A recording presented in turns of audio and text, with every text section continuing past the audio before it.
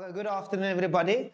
I figured I'd take this time out just to explain how to write fantasy. I get a lot of messages from people on, Kyle, how do we actually write fantasy? And fantasy is one of those genres that I think is probably the hardest to write. If you can write fantasy, you can write any other genre, because within fantasy, you have romance, you have adventure, you have comedy, you have world building, you have history. There's a lot that goes into writing fantasy. So if you can write fantasy, then you can write anything. Keep that in your head. If you have any questions, just put it down in the chat. Say hi. I'll get those messages. So we're going into how to write fantasy. And before I actually go into that, I want to tell you the story of how I got into this. So it started in 2013. In 2013, I just finished my matric exams and I was at home wondering what to do. And I had this idea for what we call anthropomorphic animals in war. So animals that can use swords and weapons and all these kind of things. And these animals, they involved in war, and I had this just a general idea of what I wanted to do. And that's important for later. I'll explain why it's important with that idea. But I had this idea for the fantasy book, and I decided, okay, let me write it. At the time, I didn't have a laptop. I had a little tab, and I decided to write on that tab. And I wrote it every single night. I'd be speaking to my brother about how excited I am about this little book. And I wrote that book in a month. And I was thinking, oh, wow, I'm actually pretty good at this, 40,000 words in a month. That went good. And I sent that through to the publishers thinking, this is going to make me millions, I was wrong. There was no millions that came with that. All those publishers ended up rejecting me. I think I sent it through about 22, 25 plus publishers. All of them rejected me. But I decided, okay, let me keep writing. So 2015, I started writing my second book. And I wrote it, and this book was a lot better than the first book. I wrote and I wrote and I wrote. It came out really great. I sent it through to the publishers, exact same thing. All of them rejected me. With my third book, I thought, okay, maybe fantasy is not my genre. Let me switch genres. So I started writing a Christian fiction novel. That book took me a bit longer, which is again very important. Because when you are writing something that you are not a fan of, it takes so much longer to write. So I started writing that book, and it took me about 6 months. I wrote it, sent it through to the publishers, and they all rejected me again. And then finally, 2019, I started writing a book called The Turlock Triangle, which is this one right here.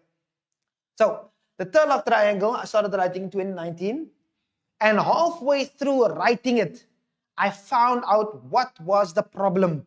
I realized there's something wrong with this book that is it's just not getting to the point where I wanted to.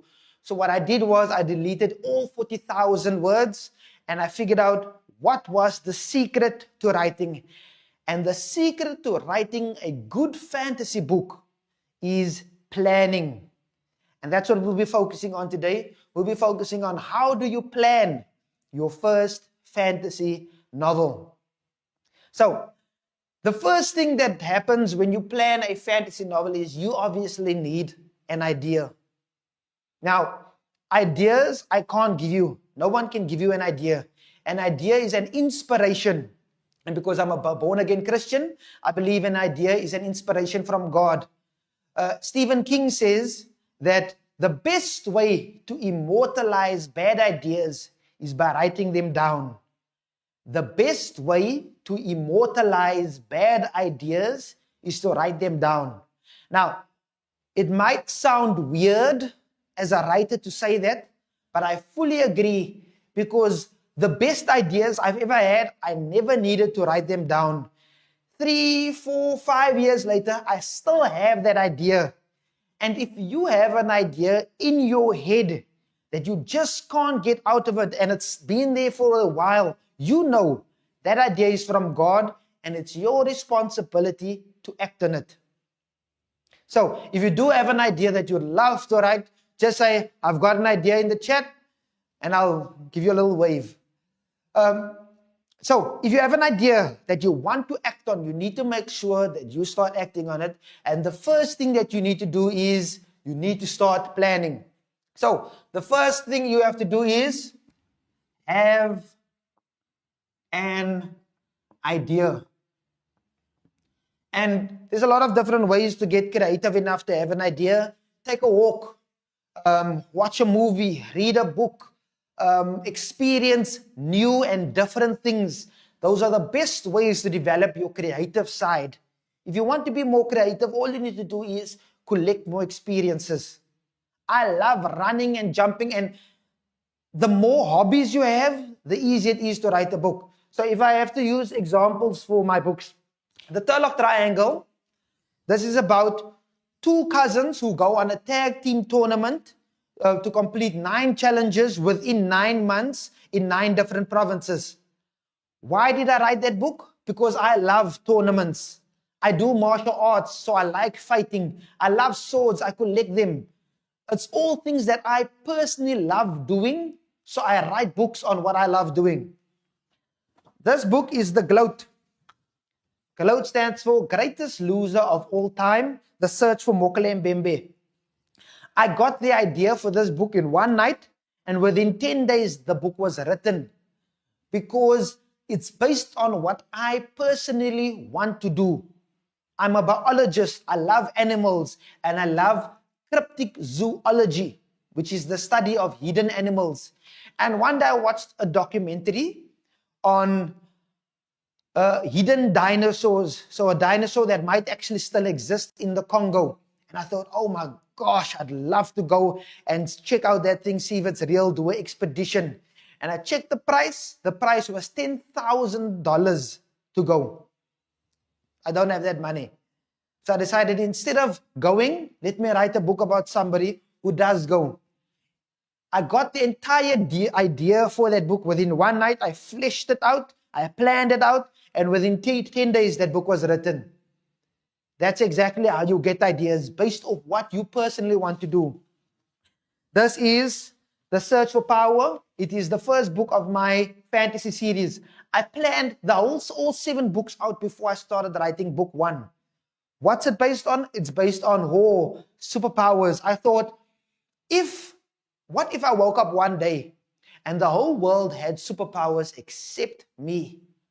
How would I feel? Would I still be able to chase my goals? And then I thought, okay, I got that worked out. Let me figure out what can I do to make it more unique. Let me give it a military feel to it. And that's how I got the ideas for these books. So the idea is the first step. It is based off your personal hobbies and desires. Things that you like, that's what your ideas must be based off. Never write an idea based off someone else's, because I guarantee you that's going to take so long to write that book. It's going to take so long. So put something in the chat. Say hi, give a wave. Tell me if you're following. Step 1, have your idea. Now, step 2 is, what we're going to do is, when you write fantasy, before I go to step 2, when you write fantasy, there are 3 things you need to think of. You need to think of the plot, in other words, the storyline. You need to think of the world building, the world, the map, the weather systems, the magic systems, the type of creatures and races that are in it. And then you need to think of characters themselves. How are you going to build out those characters?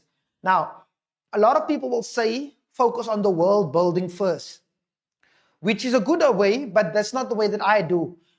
I like to first focus a little bit more on plot. Because when people talk about your book, what they're going to remember is the storyline. The storyline is what's going to keep them engaged, not the whole new worlds and things. If there's no story to take them to the world, it's useless. So I like focusing on story first, plot. So in the plot, what we do is, I try to think of at least 10. Depends on how big your world is. The book that I'm currently writing, I thought of about 30. But for you, if it's your first one, you're going to think of 10 major events in your story. 10 major events. That's going to help you to figure out, because the important thing of thinking of these 10 major events is, if you think of any book you've read or any movie you've watched, what stands out to you? You don't talk about the whole thing. You talk about the important moments in that story. That's your major events, and those major events are planned. Everything else is leading up. It's like, I'm leading up to the major event. Boom, there's my major event. That's what you're going to remember, and that's what you're going to talk about to your friend. When people read my book and they message me and they say, oh my gosh, I just got to that chapter, it's amazing, look, this happened and that happened, I guarantee you, I planned that to happen. Because I planned those major events. And when you plan major events, it's easier to build it up. So think of at least 10 major events. The bigger your story, the more major events you want. Right? The search for power, I think, okay, the major event will be the trigger when he goes to find his power. One trigger event will be the battle that they had at this place. Another trigger event will be the point where he gets his power. Those are what we call major events. Those are the things that people are going to remember. If you think of Harry Potter, you don't remember every single part of Harry Potter. You remember the main points that everybody talks about. Why? Because those main points were planned in advance. Those are the things that stand out. So you're going to plot 10 major events, and everything else is leading up to those 10 major events. Now, you've got your 10 major events, and instead of now figuring out the plot even more, we take a pause. Don't go on with plot. You have your 10 major events, you take a pause, now you jump over to world building. So a lot of people, they flesh out the whole world building before they even do the plot. I don't like doing that. I prefer you do your plot, only your major points. Then from there, you'll go into world building. But you're not going to do all the world building at one point. What you're going to be focusing on is a map. Now, it's very easy to draw a fantasy map. All you need to do is you go to YouTube and you type in how to draw fantasy maps. There's series and series and series. I draw my own fantasy maps. Lately, I've learned how to actually make fantasy maps that I can put in my books. So, it's very easy to draw a fantasy map. You'll just learn it on there. But the importance of having a map is, now that you have your major events, you can plot where those events are going to happen. So you draw out your map. J.R.R. Tolkien says that whenever you start writing a fantasy book, the best thing to do is start with a map. Because if you have a map, you can plot out the events easily and clearly. That's what we are going to do. So you have your map, you've drawn it, you know where your mountains are, where your forests, where your cities are, where your starting point for your main character is. You've got the map worked out, and now all you do is you put an X on that map where the major events are happening. So I have the major event. I know I want to start here. I want my character to travel there. In major event number 1 is going to be there, 2 is there, 3 is there, and you figured out your map and your plot points clearly. Then, now that you've had all those plot points, it's very easy then to figure out, okay, between plot point 1, so let's say plot point 1 was here, plot point 2 was there. Between 1 and 2, what happens there? And that's where your rest of your plot comes in. But you can only do that once you figured out your major events. And that's what we'll focus on a bit later. Before we go on to that, now we'll go to characters.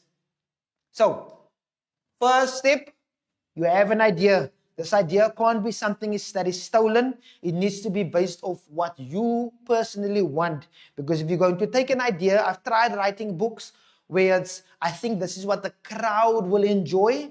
It doesn't work. You write a book for you to read personally, and then when we edit the book, we edit the book based off what people are going to see. But when you write for you. So that's step one. You have a good idea.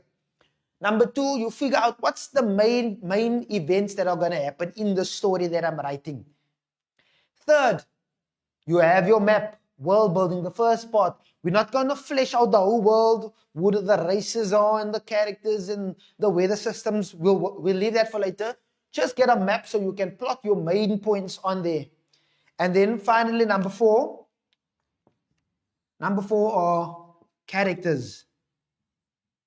And these are only going to be main characters. And when I say main characters, it doesn't just have to be the good guys. It can be the main protagonist, which is the good guys, the main antagonist, which is the bad guys.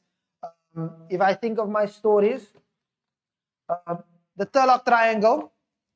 For the Turlock Triangle, I had my main good characters. So I had Matthew, I had Brody, I had his uncle. Those were the main good guys. Now, there were multiple antagonists in that, so I didn't worry about that in the beginning. Because if you have multiple antagonists, you're going to have to figure out, okay, where am I going to place them? Right? But I had my good characters laid out. After that, I figured out, okay, these are going to be the side characters. In the gloat, there were no antagonists. The antagonist was the storyline. Actually, the main character is the antagonist, but you'll see it. If you read the book, you'll understand what I mean. So, the main character is the good guy and the bad guy. But in his party, in his team, there are 6 people. Those 6 people, I flesh them out. I know each person, what they are like. If I think of the search for power, this was a bit more fleshed out. So I have my main character. It's the main character, his best and his 2 best friends. Those were the bigger ones. Then I have the main antagonist who's going to fight them. Then I have a middle character who's not actually a bad guy, but he's doing bad things. And then I thought, how do I make this even more interesting? Let me add some morally gray characters. So, but again, these are not side characters. These are characters who are vital and important to the story. You're going to have your main characters. Your main characters are going to be your protagonists, so your protags, your antagonists, and just say your morally gray, your morally G characters. Those ones you're going to flesh out. And the best way to flesh these characters out is to choose one defining trait. For example, if you watch Naruto and you think of Sasuke, Sasuke is a serious, brooding character. It is incredibly difficult to write a joke for Sasuke because that's not his defining character trait. But it's so easy to write comedy scenes for Naruto because he's inherently funny. So you have to figure out what your characters, who are the funny ones? Because I guarantee you, it's just going to be so much easier to write jokes when that person comes into play. So you figure out what's the main character traits. Are they heroic? Is that the main one? Is he a serious character? Is he always angry? It's so you can write very angry and dramatic scenes if the character itself is already an angry person. So it's very easy to do that. Is this an emotional person? What kind of character traits does the person have? So you have your idea. You plot out your major event points. Then you have your map and you can figure out on your map where are these major events happening. Then after you've got those major events, you now figure out, okay, these are my main characters. And because I have my map already and I have the major events, I can now say, okay, the main protagonist, the main character who the story evolves around, his story begins here on the map. His best friends are here and there. The antagonist will come into play at that point. And the morally great characters will come into that point. Why? Because I have a map and I have my major events already. You can figure those things out. You can figure out where to put that if you have these step 2 and step 3 already planned out. That's the best way to do it. Now, We've got plot, we've got world building, we've got characters, and now all you need to do is, now you just repeat and you go deeper and deeper and deeper. Writing fantasy, or at least planning fantasy, is all about layering. It's all about layering. You need to figure out, how do I make the story even better? How do I flesh out things? For example, if number 5, we go back to plot, and with plot, we go to, what's the word? Side quests. Side quests. So these are not the main storyline, but they are part of the story. In my current novel that I'm writing, the first 10 chapters is actually a side quest. And I'll tell you why these side quests are important. Number 1, it builds the world a lot more. So in other words, I have time now to flesh out the world. I have time to explain how things look, how buildings look, the type of creatures that are in the book. I have time to explain it. I have time to explain what does the political climate look like, because I have a side quest. Otherwise, I'm just going to jump into the main story.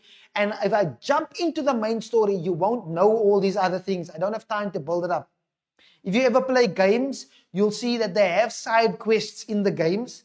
And the point of those side quests is to build the main character up so that he has enough experience points or strength or stats to go on for the main quest. It's the same here in your book. Side quests build the characters and it builds the world. So at the end of the 10 chapters, when that side quest is done, I guarantee you, number 1, you'll know my world a bit better. You'll know about the king and the queen and all the structure of the army. You'll know the political climate that's in. You can even have an idea of what's going to happen in the future. You'll understand the weather systems and the magic systems. For the characters, you'll understand, what is this main character's trait? What is he like? What is his struggle? What is his goals? What is the bad and the good about the character? You'll understand who's his best friend, who are his other friends, how does he relate to these people. That's the point of having side quests. They plot out, they allow you to plot out the world a bit more, to flesh it out, and they allow you to have better characters. So you're now going to have side quests. And these side quests, you're just going to fill them in. So you have your map, and inside your map, you figure out, where can I put these side quests in? And which characters do I want to build within these side quests? Because I'll tell you, at a certain point in my story, I had to skip some parts because it felt just so boring to write those. And when you get bored as a writer to write it, I guarantee you, the reader is going to get bored also. So I had to skip those parts, and I was wondering, why is it so difficult to write these scenes? And I found out it's because the characters in those scenes, I never fleshed them out enough in the beginning. So the reader doesn't really know what is why is this person doing what they're doing? What's the goal that this person has? Or what is the struggle that this person has? Does this character have anxiety? It's very good to have character flaws because that's realistic. Every person has a character flaw. And you have to make sure your character has a flaw. And those side quests are perfect places to flesh out those character flaws, where they can identify, this is the struggle that the character is dealing with. So in the future, it's so much easier just to put that in, because you've had these side quests built. Then, so we've got our major 10 points. We've got our map where we can plot those major 10 points, and we have our characters, and now we can figure out with our characters, where do we put them in the major events and the map. Then from there, we'll go back. So now you repeat 2, 3, and 4 consistently. You go back to 2, but instead of major events, it's plot, now focusing on side quests, smaller things. Then, number 6, back to world building.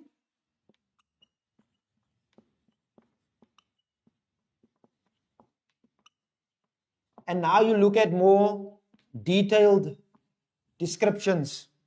So if I had to think of, the Turlock triangle, There are 9 provinces. You have to flesh out what those provinces are like. I have to look at, okay, in each province there's a challenge. What is the major challenge in that province? Those are the kind of things that you need to plot out.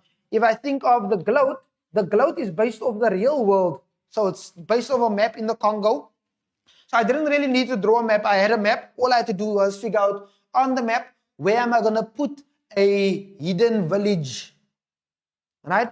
But I had to flesh out the world building. For example, what animals are they going to meet? So for example, now I had to research what are the major animals within the Congo. There are gorillas, I put that in there. There are snakes, I put that in there. All these different kinds of animals, I had to research. It needs to be detailed world building. What are the different types of plants and trees? The Congo River, how does the Congo River run? Where is it wide? Where are the rapids? Those kind of things I had to pick it out. The swamp. What is the swamp? What are the languages? If you read the Congo, you'll see there's a different language. I put Lingala in the book because I had to figure out the world building for that. It has to be detailed. So it's important that you figure out. If I think of Journey of Soul Fantasy series, there's a whole lot of places in there. I have to figure out, okay, magic systems. There's the people in this everybody here has a gift. A gift is what we call the superpower in here. And I had to figure out, okay, what are the gifts? Now I had to break them down. There are 18 gifts, and I had to rank them as S rank, A rank, B rank, C rank, and so forth. How do you build those gifts up? How do you train your gifts? What is happening? What I did was I created a military system, and I have a mind map of all the military classes. So I have the generals, I have the major generals, I have the colonels, I have the captains, I have the lieutenants, and I have all of them listed, and I gave them names. And even if those characters don't come in, at least I have people in time to that I can just take and put into the story. But I plotted out how the whole military system works. I plotted out how the maps work, how where you're going to find fields, where you're going to find dry lands, where the cities are. If there's a city with a major library, what's going on in that library? What is the city known for? All those kind of things are in your world building. It needs to be as detailed as possible. Now, the important thing about world building is that it's not going to be the most memorable thing. Now, I want you to understand that, for example, if you think of Lord of the Rings, everybody knows, okay, there's orcs, there's hobbits, there's wizards. Those are parts of the world building, right? And you remember certain parts. But the thing that makes you keep watching or keep reading is still the story. It's the plot. So your plot is the main thing that you have to focus on. The world building allows you to expand the plot. It allows you to flesh it out. The world building is like the salt on the steak. The plot is your steak. It's the main thing that's feeding you. But if you want to make that steak better, you're going to need great world building. And the way you flavor it is by getting as much detail as possible. When you think of your world building, what I would request, what I would tell you to do is go to ChatGPT and tell it, and just make a prompt. Hi Chat, give me 15 things I need to think of when doing world building. They will give you a list. You'll see, okay, weather systems. What are the weather systems like? So now you think, okay, in the beginning of the story, it was summer. By the end of the story, what's the weather like? Is it still summer, or is it winter? Is it autumn? Where is it? They'll tell you magic systems. What are the things you have to think about with the magic systems? The races, are they all the same races and characters? Is it just human beings, or it's something else? What are the languages like? Are they new languages or just English? They'll tell you, if you go to a town, what does the people in those towns like to wear? What do they like to read? Is there a history of that town? That's what you're going to have to figure out when you do world building. It's detailed. A lot of fantasy is all about planning and writing. If you have any questions, make sure you put it in the chat. Right. So, Number 7, we did plot, world building, characters, and then you repeat plot, world building, characters. So we go back to characters, and now we're just focusing on side characters. Now these side characters are important to the story, but they might not be memorable, right? So, for example, the only people who will remember these side characters are the people who become super ultra fans of your book and they read it multiple times and they start creating lore about your book. Those are the people who will remember these side characters. But these are characters, the ones that you plan to kill off maybe later, or they'll be there for 2-3 chapters and never appear again. Those are those kind of side characters. Important, they move the story along, but they're not really the main part of the story, the memorable part. The memorable part is the part that you are planning in the beginning. So your protagonist, your antagonist, and your morally grey, those 3 main that you know is going to be there for multiple books in a while or right until the end of the book, those are important. But your side characters are only there for a while. So maybe they'll come in a side quest to help the main character for a while. And they're there for 2 chapters. Now, when I started writing, one of my biggest problems was that I didn't I didn't flesh the side characters out enough. And that's a big problem. I've been reading Robert Jordan's Wheel of Time books, and I am amazed by how much emphasis he puts not into just the side characters, but into the side characters. An old lady who's there only for 1 page, not even a whole chapter, she's there for 1 page. And then he'll flesh that character out so well, you know how that lady looks. Because he takes so much emphasis and put in there. Now, you don't have to do all of that. But for your side characters, you do want to flesh them out so that when they come into the story, they are important to that scene. Because the more you flesh out your characters, the more real that scene feels like. Your character went into the supermarket, they met someone there, flesh that person out because it's going to give that scene a bit more flavor. It's going to make buying a bread more memorable because you fleshed out the characters within that scene. If you're going to skip fleshing out your side characters, I guarantee you, your story is not going to be very memorable. The only thing, remember, in your head, you want them to remember these major events. But if you can, try to get them to remember the side quests also. And remember the people that are in the side quests, the side characters. And when you flesh these side characters out a lot more, I tell you, it becomes so much more memorable. Your reader takes their time to understand. Sometimes you can even create a whole lore based on the side characters, figuring out where they plot in. And if you flesh them out well, and in the future, let's say you write a 2nd or 3rd book based on that same world, because you flesh them out well, when you bring those characters back in after 3 books later, people are still going to remember them. Because you fleshed them so well out in book 1, that in book 3, they are memorable. Are there any questions? Okay, give me some. So from RIT official, how do you find or refine your writing style even after you have some foundation for your story? So the question is, how do we refine our writing style when you already have a foundation? The first thing I want you to understand is that when you are writing, especially with your first book, do not waste too much time on editing or on being perfect, trying to find the right word or thing. Don't waste time on that. Just try to get the book done, because that's the hardest part that people always struggle with getting done. What you're going to do is you focus on just writing, write, get that story done. And then in the editing phase, this is where you're going to do it. So I have 4 rounds of editing. The first round of editing is just normal spelling and grammar check. The second round is world building. So I go back to the story and I think, okay, I entered a new building. Did I actually describe the building? I introduced a new character. Did I describe that character?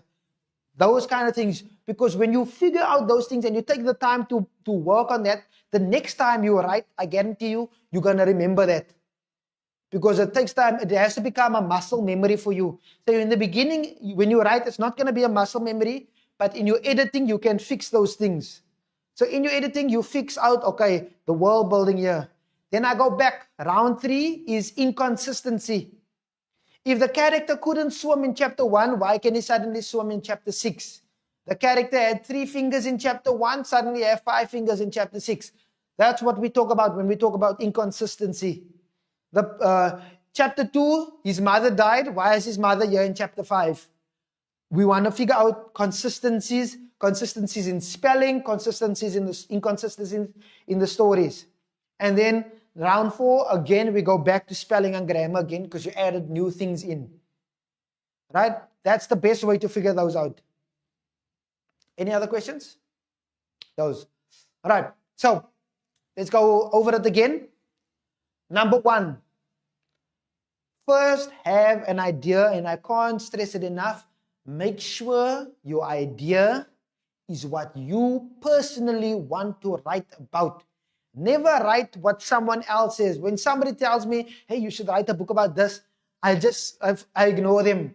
Because as soon as you write a book about what someone else wants, it's going to take so long. It's also one of the reasons why I don't like ghostwriting. I do ghostwriting, I don't like it because I feel the story is more authentic when you write your own story. That's why I do book coaching instead of ghostwriting. I'd rather coach you through writing your own book where it's more authentic, because when you have the idea and you enjoy writing that book, it's so much better. So make sure that your idea is based off you, and to get good ideas, develop more hobbies. Go to a dance class, join martial arts, go learn painting, go for a hike, go running, go swimming, go traveling to new places. All of these things, they develop your creativity, and from there you can develop ideas. Watch new movies, new series and things. Watch some anime. Right. So that's the first one. Number 2 is you want to plot your major events. Right? Think of minimum 10. Never go less than 10. Minimum 10. For my current book, I have 30. I have 30 major events that I think of. When I want the readers to think of my book, these are the 30 things they must think of. So 30 major events. If you read my book and you talk to your friend about my book, what are you going to talk about? You're not going to talk about the small things that happen. You're going to talk about the major events, the selling points. And that's what you want to figure out early in the beginning. So who dies? Is there a trigger that makes you chase after his goal? Was there a mental breakdown? Is there a screaming match? Because sometimes screaming matches are great. When did he kiss the girl? Those kind of things. Then you do your world building. And when I say world building, we're only focusing on maps. And maps, you can go online. All right, how do I type in? How do I draw fantasy maps? And honestly, if you start getting to this, you're going to get hooked. Because I got hooked on drawing fantasy maps. I'll draw 5 of the same map just because it's so much fun figuring out how to do it. Right? I've learned how to do it on computer. But you want to draw but I still prefer the paper. You're going to draw your maps.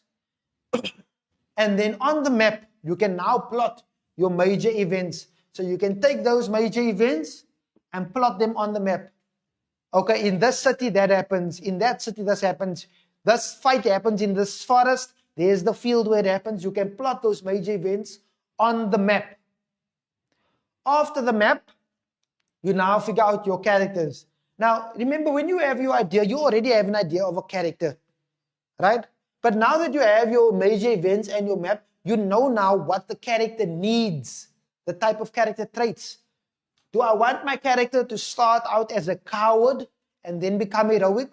Or does he have that heroic traits inherently? Do I want him to have an amazing power? Is he overpowered? Or is he an underdog? Do I want my character to be a romantic? Does he know how to talk to girls or doesn't he know how to talk to girls? Those things you can figure out. Is he a serious, brooding bad boy? Or is he a comedy guy? Those things you can figure out. You can figure out who's his best friend. Is his best friend just like him, or is his best friend different? You will know what's important because of your major events. Right? Your antagonist, you will know where the antagonist starts and what's the main event where he meets the antagonist and how often do they meet. You'll know the morally grey characters. Where do those come into? Because when you write your story, you obviously want flow. Your story is not going to climb.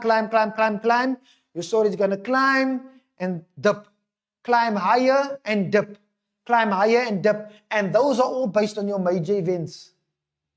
If I think of the search for power, a good tip will be your chapter 1 should end on a major event.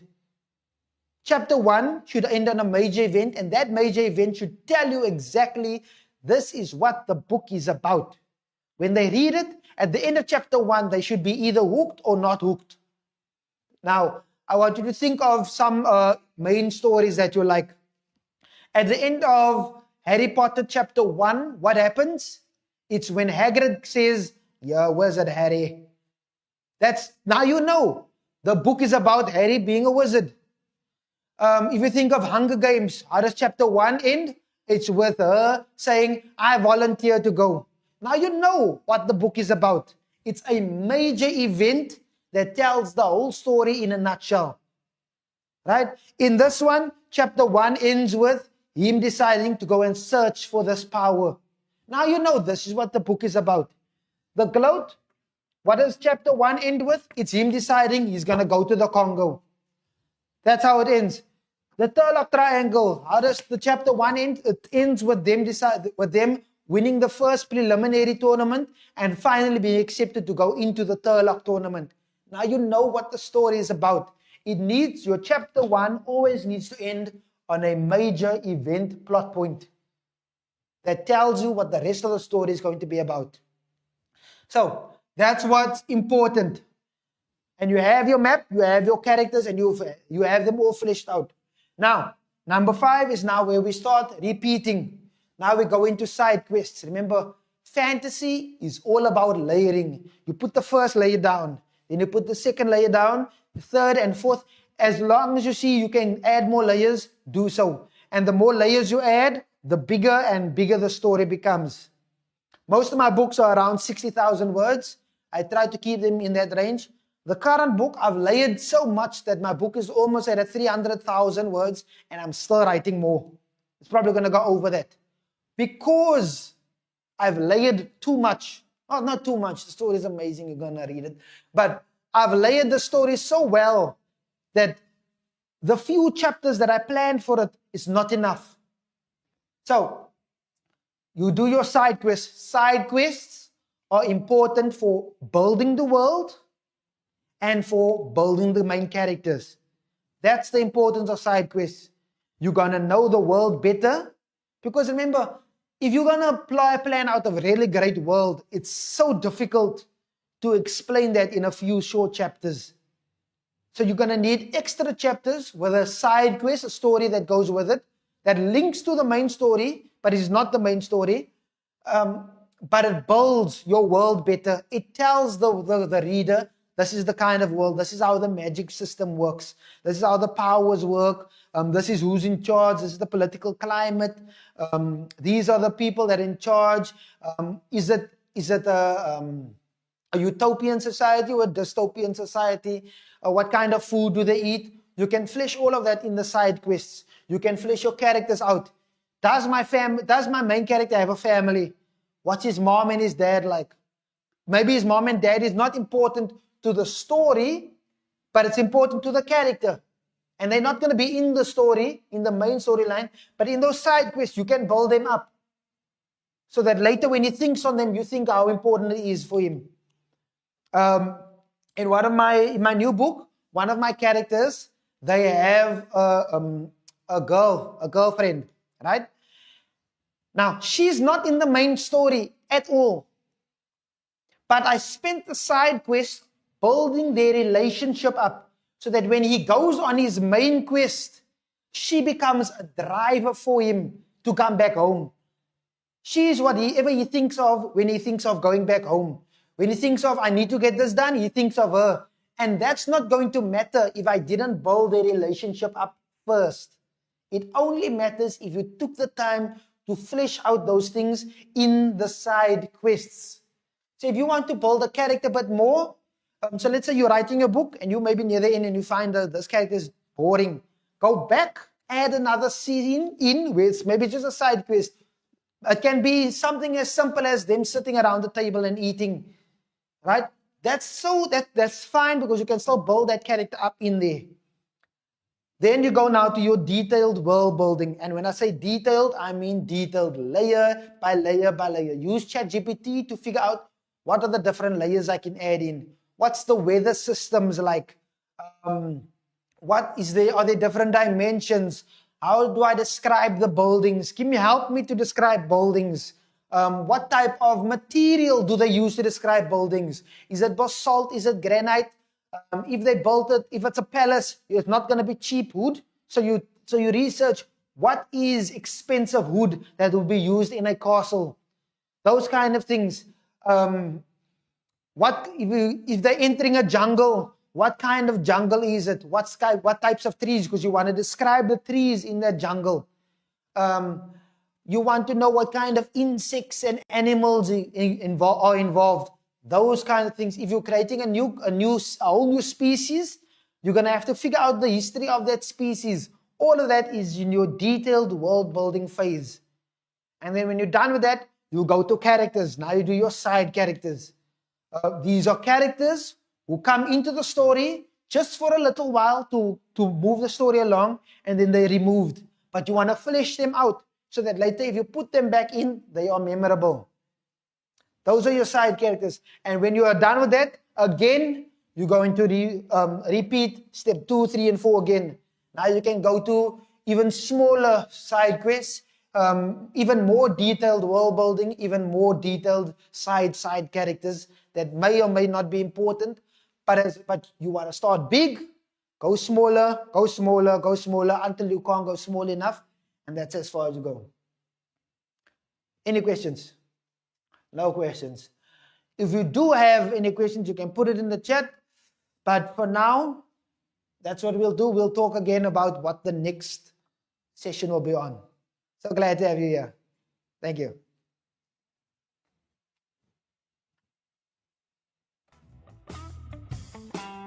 Sunshine creeping through my window